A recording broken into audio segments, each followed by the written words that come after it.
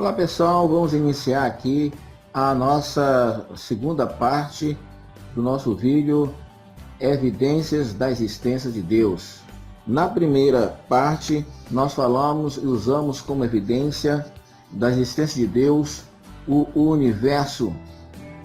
E o segundo argumento foi a história como evidência da existência de Deus. No decorrer da história, a consciência da existência de Deus no coração das pessoas estão nas culturas diversas, em diversos momentos da história humana, né? E tanto no passado quanto agora no presente. Agora vamos entrar na terceira evidência da existência de Deus.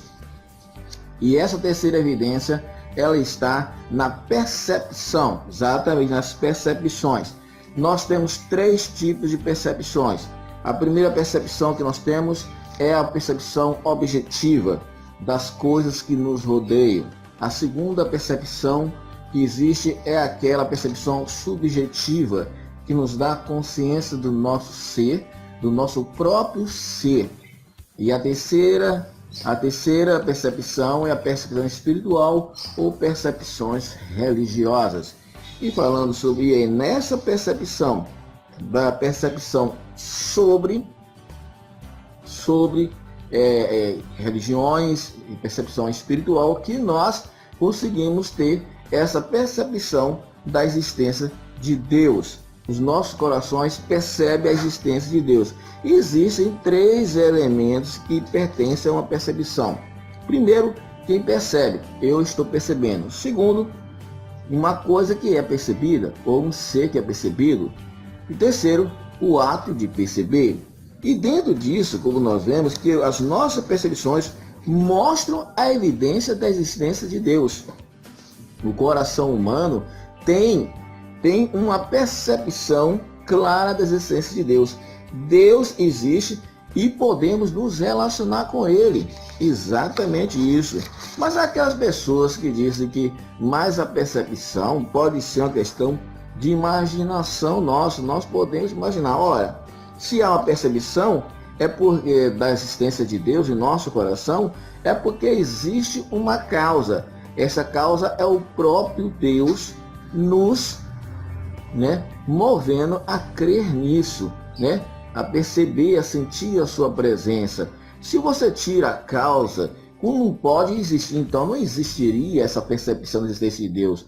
Logo, dizer que é uma questão de imaginação não cabe, porque existe uma causa. A causa é a existência de Deus. Se você diz que não existe essa causa, então por que existe essa percepção que eu estou percebendo, crendo, entendendo de que existe Deus? Por quê? Isso não é só eu, uma pessoa única. Isso não é só uma cultura, um povo. Isso não é apenas uma questão de um momento, de um século. Não. São os séculos da humanidade. Sempre há grupos, sempre há pessoas que acreditam e percebem no seu coração, no seu interior, de que Deus existe. Ok? Existe outra argumentação contra essa questão da percepção, que ela é negada, a percepção é negada, porque não podemos confiar na percepção, dizem, Olha, se não existe percepção, se a percepção não é confiável, então, meu amigo, não podemos confiar não apenas nas questões interior e espirituais, mas também não podemos confiar, meu amigo, na nossa própria existência, na nossa própria percepção de existir, a nossa própria percepção de ser, de nós sermos o que somos. Como é que nós podemos acreditar realmente que eu sou o Márcio, que eu tenho uma história, que a minha vida tem um sentido, se não for por meio dessa capacidade de perceber tudo isso? Agora, se eu não posso, se a percepção é totalmente falha, então eu não posso confiar nisso. Logo, eu não posso nem crer na minha própria existência, eu não posso nem crer e nem aceitar qualquer sentido de existir, Mas não apenas isso, se a percepção objetiva acerca das coisas que existem, objetos, coisas, pessoas, elas não podem também ser aceitas porque é uma percepção. Significa que um cientista, ao entrar dentro de um laboratório e ele olha olha para o seu microscópio, ele olhou, viu a célula, viu todas as reações bioquímicas que estão acontecendo ali, né? E aí o que acontece? Ele está estudando o coronavírus ali. Então ele não consegue acreditar que a percepção dele, quando ele olha lá dentro, do que está acontecendo, aquilo ali é real. Então não existe mais ciência, né? A ciência só existe pela capacidade de percepção, né? De percepção. Se buscam meios, claro, evidente, cada vez mais exato de distinguir a realidade das coisas, se busca, mas a percepção, ela está presente, independente do instrumento, independente se ela é objetiva do mundo exterior, das coisas, se ela é subjetiva do nosso ser, da existência do nosso ser, dos nossos sentimentos, das nossas emoções, e espiritual, do coração, do espírito lá com Deus. Então, a percepção é um elemento fundamental e que nos diz que Deus existe. Deus existe. Outro agora argumento, né? Outra evidência da existência de Deus. A outra é a principal de todas. É a fé. Por que a fé é a principal? Porque se você pegar todos os argumentos, tem contra-argumentos. Senta do lado de um ateu e vai discutir com ele. O ateu pode trazer contra-argumento a tudo que você disser. Tudo. E você pode, se não tiver resposta, você estuda um pouco, vai lá e contra-argumenta. E pode ficar a vida em toda assim desse jeito. Você diz uma coisa, ele diz outra. Agora, quando chega na fé, a fé, meu amigo, é um argumento de que até aqueles que dizem que não existe Deus, ele no final, depois de tudo que nós falamos e que existe contra-argumento ao que ele disse, que é o nosso argumento, entendeu? Ele vai ter que optar em continuar aceitando o que eles querem, baseado na fé deles. Exatamente, de que não existe Deus. E nós vamos continuar aceitando o que nós cremos, baseado na nossa fé. A fé é uma escolha. E eu digo uma coisa para você. Escolher, crer é melhor. Só tem vantagem. Só tem vantagem. Aí eu me lembro até de uma história, né? Que um jovem, um estudante perguntou a um professor de universidade que realmente cria em Deus. E ele chegou e falou que, o estudante falou que não cria na existência de Deus. E ele falou que acreditava na existência de Deus. Olha, meu amigo, se você chega e não crê na existência, se você crê na existência de Deus, e você morrer agora, e você vai se encontrar então com Deus, e aí eu pergunto para você, você ganhou muito, não foi?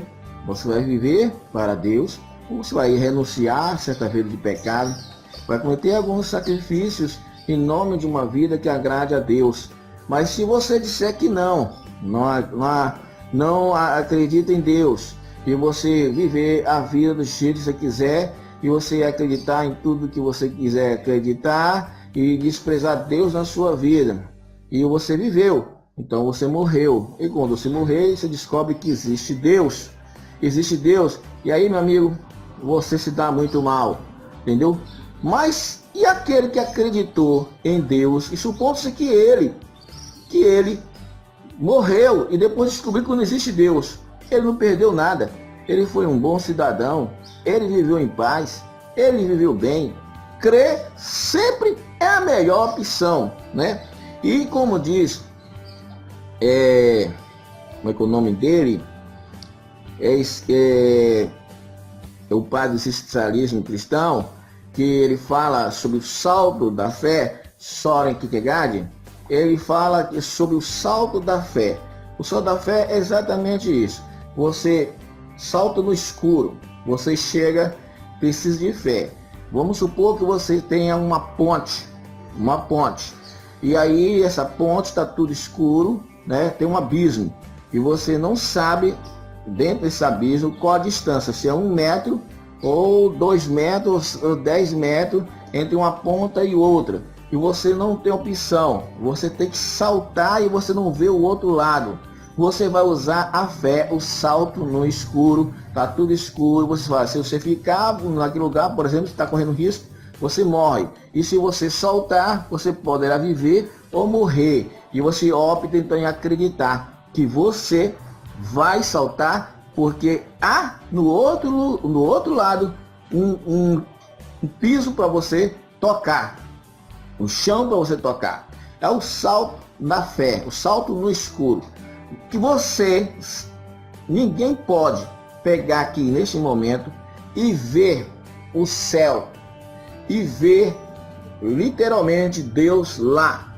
Mas você sabe de que a palavra de Deus diz, e mesmo você não vendo, mesmo que fisicamente você esteja no escuro, espiritualmente iluminado, fisicamente no escuro, você dá um salto no escuro, mas salto de fé. E quando você acordar na eternidade, você acordará nos braços do Pai.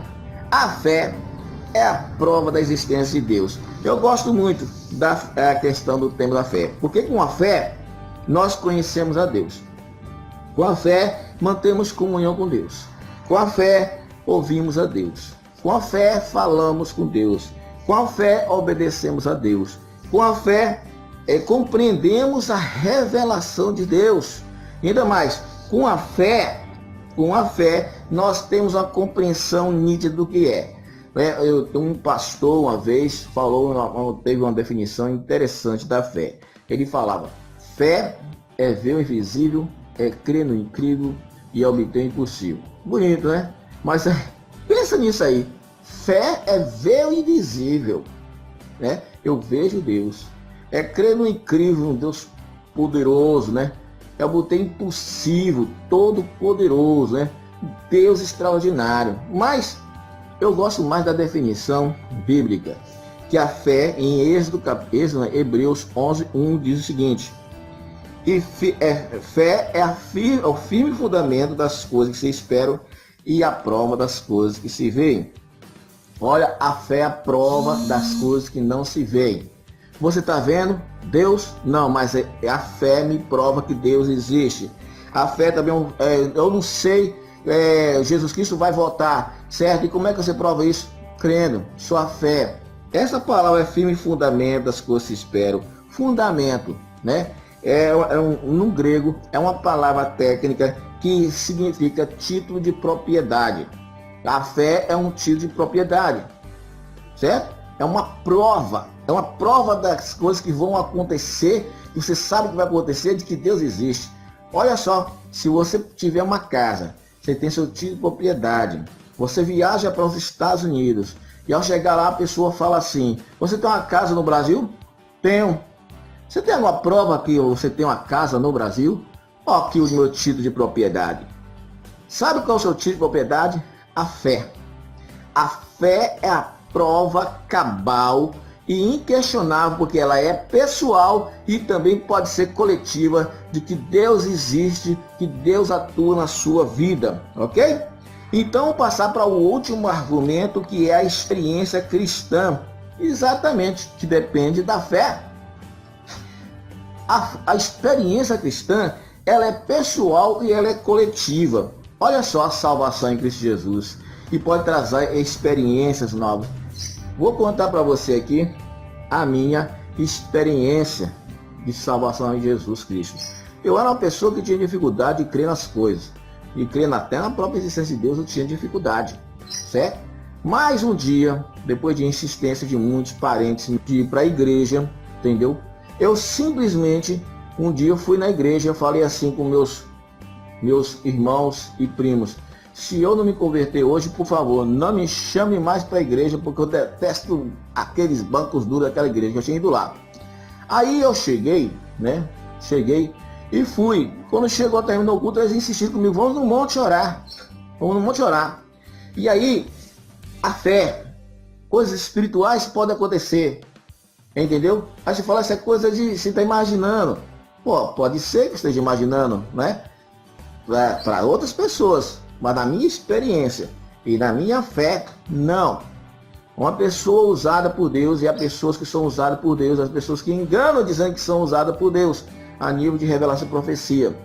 Eu estava ali orando com aquelas pessoas, de repente veio o camarada e começou a falar comigo de coisas que eu pensava, eu sem pronunciar palavra nenhuma. E eu perguntava as coisas para Deus na minha mente e ele respondia na minha frente e ainda falou até sobre o meu futuro. Meu amigo, isso para mim, essa experiência, foi uma experiência que para mim foi inquestionável. Ninguém me sugestionou nada, me sugeriu nada. Eu estava quieto, não falava nada e ele respondia as perguntas que eu fazia na minha cabeça de forma particular e pessoal.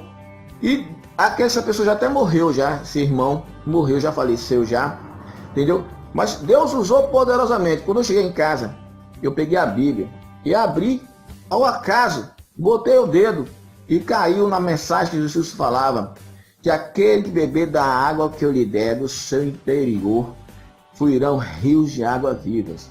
Mas aquele que beber da água, desta água tornará a ter sede. Que era do poço, eu estava falando com a mulher samaritana, entendeu? Aí o que acontece? O mundo traz uma água que se esgota, mas a água do Espírito Santo inunda nossa alma. Entendeu? Para a eternidade, a experiência com Deus é uma prova, uma evidência clara da existência de Deus. Depois, e também tem a transformação na vida das pessoas. Jesus transformou minha vida. Quantas pessoas eram bandidas, eram prostitutas, eram adúlteros, eram mentirosos e foram transformados tremendamente com a experiência com Deus. Não apenas isso, mas a experiência cristã da comunhão, né? Da oração, de nós conversarmos com Deus, de Deus e pedimos uma coisa a Deus e nós recebemos a resposta da oração, da adoração, estar em comunhão, em louvor e você sentir tremenda presença de Deus, tanto no coletivo como no particular, ainda mais na experiência cristã, nós somos guiados por Deus, dentro dos princípios, das orientações, dos ensinos, dos valores que a Bíblia nos ensina. Entendeu? Essa é uma orientação, mas outra orientação, outra forma de ser guiada por Deus é a forma intuitiva, de você perceber, de você sentir que Deus está te levando para aquela direção, ou Deus te falar de forma clara, é por aqui. Eu tive uma experiência tremenda. Quando eu estudava em um dos seminários que eu estudei, teologia, que eu estudei 6 anos de teologia. 1 ano no seminário, depois eu cheguei e não gostei daquele curso que estava fazendo, passei a estudar no Seminário Batista 4 anos, depois eu fiz mais 1 ano para reconhecer meu título para a faculdade Quiros. E aí, quando eu estava no primeiro seminário, lá em Coronel Feliciano, eu fui em um lugar perto de Ipatinga, fazer um tratamento de dente, porque eu tinha quebrado os dentes, um dente aqui, né? Fui fazer uma ponte, quebrei na cabeça de uma pessoa jogando bola. A pessoa caiu no chão, né, e eu fiquei em pé tonto, caindo com os dentes mole e com um quebrado. Pois bem, eu fui lá, peguei o endereço que a pessoa me deu e eu fui naquele lugar. Só que quando eu cheguei lá, eu percebi que eu tinha esquecido esse endereço. Eu peguei o endereço e acabei deixando lá no seminário. E quando eu cheguei nesse local que eu nunca tinha ido, eu peguei e falei, o que eu vou fazer? Eu cheguei, orei a Deus. E isso só aconteceu 2 vezes na minha vida. Mas pode acontecer mais. Acho que é porque também a gente é muito falho. A gente não entra tanto assim. A gente não busca a mesma comunhão, né? Mas olha só. Eu cheguei naquele lugar. E eu falei, Deus me orienta. E aí eu percebi dentro do meu interior. E Deus ouvindo uma voz bem baixinha dentro de mim. Segue nessa rua. E eu segui na rua. Ande mais, vira à esquerda. Ande, pare, vira à esquerda. Quando eu parei em frente ao consultório dentário do dentista que estava marcado para eu receber atendimento. Isso foi tremendo. Só aconteceu 2 vezes esse tipo de coisa na minha vida, mas isso mostra para mim que Deus existe. ok? A esperança do futuro. Deus coloca esperança em mim. Deus dá sentido na minha vida. Por que eu existo? Para que eu existo? Né? Como viver? Então vale a pena acreditar em Deus. Deus existe. No decorrer desse período eu falei sobre cinco argumentações. O universo como argumento da existência de Deus. O conhecimento do homem, né? A consciência do homem acerca de Deus na história. A questão que eu falei da percepção, da fé e da experiência cristã. Fique com Deus.